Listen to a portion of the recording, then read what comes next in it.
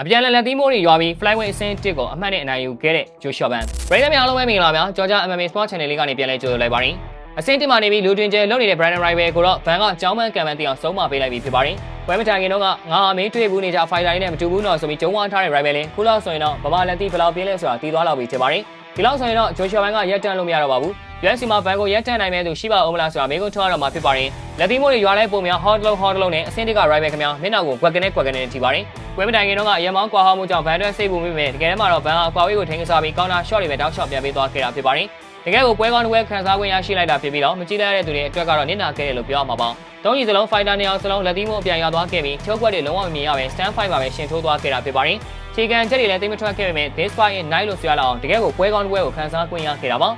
ပထမချီမှာ Ban ရဲ့အချိန်မထားတဲ့တုံ့ပြန်ပုံတွေကြောင့် rival တယောက်မျက်လုံးပြူမျက်စံပြူတွေဖြစ်ခဲ့ရပါတယ်ကနဦးမှာလက်ချံကွာဝေးက Ban အတွက်အခက်အခဲတစ်ခုဖြစ်ခဲ့ပြီး rival ရဲ့လက်သီးချက်တွေက Ban ကိုတော်တော်လေးထိနာစေခဲ့ပါတယ်ဒါပေမဲ့လည်း Ban ကပီကာဘူးလို့ခေါင်းလေးရှောင်ပြီးတော့ counter shot တွေပြန်ပေးတဲ့အခါမှာ rival ရဲ့မျက်နှာကိုလည်းခွက်ကနေထိပါတယ်rival ကလည်း body can ချက်တွေတစ်ချက်ထွက်လာခဲ့ပေမဲ့ Ban ကိုထိနာစေလောက်တဲ့အထိတော့မဖြစ်ခဲ့ပါဘူးထိချက်တွေရောက်ပထမချီမှာ Ban ကတိတိတသားကိုတာယာခဲ့တာဖြစ်ပါတယ်ဒုတိယချီမှာ rival ကအကွာဝေးကိုထိန်းကစားဖို့ကြိုးစားလာခဲ့ပါတယ်Ban ကလည်းအတင်းဝင်လုံးဖို့ကြိုးစားခဲ့ပေမဲ့ဂမိုးရှုလို့မဆန်ခဲ့ပါဘူးနှစ်ယောက်သားအပူမှာ Ban ရဲ့မိကုံရန်ကုန်လက်သီးချက်တွေအကြောင်း rival တယောက်အမြန်ဆန်ပဲခွာပေးလိုက်ရပါတယ်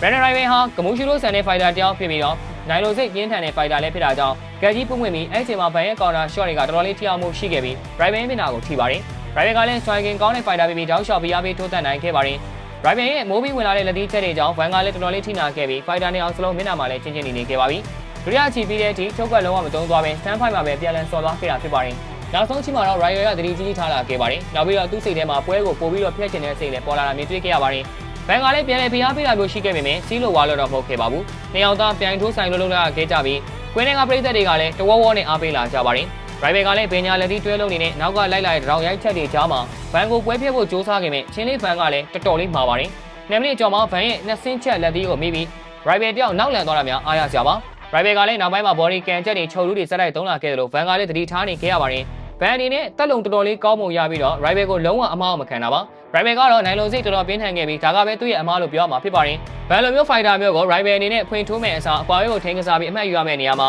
သူ့ရဲ့ဂမူရှူရိုစတန်နဲ့ထိုးအံရန်လိုတဲ့ထိုးတက်တက်ခက်ကစားမှုတွေကအမားတစ်ခုလို့ပြောရမှာဖြစ်ပါတယ်နောက်ပြီးတော့ rival အနေနဲ့ဒီဝဲမှာဘာကြောင့်ချုပ်ကွက်မသုံးတာကလည်းစဉ်းစားစရာပါတကယ်လို့ rival သားချုပ်ကွက်သုံးလာမယ်ဆိုရင်တော့အဖေကတမျိုးတစ်ပုံပြောင်းလဲသွားနိုင်ပါတယ်ဒါနဲ့နေရာလုံးတက်လုံကြဆင်းလာခဲ့ပြီးပွဲကလည်းပြီးဆုံးမှုနီးကပ်လာခဲ့ပါတယ်နောက်ဆုံးမိနစ်မှာ Ban ရဲ့ညာဝိုက်လက်သီးချက်မိပြီးတော့ rival တယောက် knock down ကျသွားခဲ့ပါတယ် Ban ကလည်းခွင့်ရေးကိုလက်မခံပဲ ground ချီပါထူထောင်းလုပ်ပါတယ် rival တယောက်ကကကျင်တော့မရပဲ Ban ရဲ့လက်သီးမိုးတွေကိုစက်တိုက်ခံနေရပါတယ်ကံကောင်းကျင်တော့ပွဲချိန်ပြေးသွားခဲ့တာကြောင့်နောက်ထပ်10မိနစ်သာဆိုရင် Ban တယောက်အလဲထွန်းရတော့နိုင်ရရှိသွားနိုင်ပါတယ်မပေးဆုံးဖြတ်ခံယူရမှာတော့ချင်းချက်မရှိ Joshua Ban ကပဲအနိုင်ရရှိသွားခဲ့တာဖြစ်ပါတယ်ဝိုင်းဘက်ဆော့ကစားလိုပါကတက်တွဲထားတဲ့ page ထဲမှာဆော့ကစားလို့ရပါတယ် promo code SYN7 လေးကိုအသုံးပြုပြီးတရားခံလို့ပေါ်နဲ့ရောက်လိုက်ပါဟုတ်ကဲ့ပါဗျာဗီဒီယိုလေးကလောက်ပါမယ်နောက်နေ့မှလည်းအားကစားနဲ့ပတ်သက်တဲ့သတင်းကြောင်းရာတွေကိုတင်ဆက်ပေးသွားမှာဖြစ်တာကြောင့်ကျွန်တော်ရဲ့ page တွေကို like and follow လုပ်ပြီးဒီဗီဒီယိုလေးကိုလည်း share ပေးကြပါဦးလို့ပြောရင်းနဲ့ညီကောင်းချုပ်လိုက်ရပါတယ်ခင်ဗျာ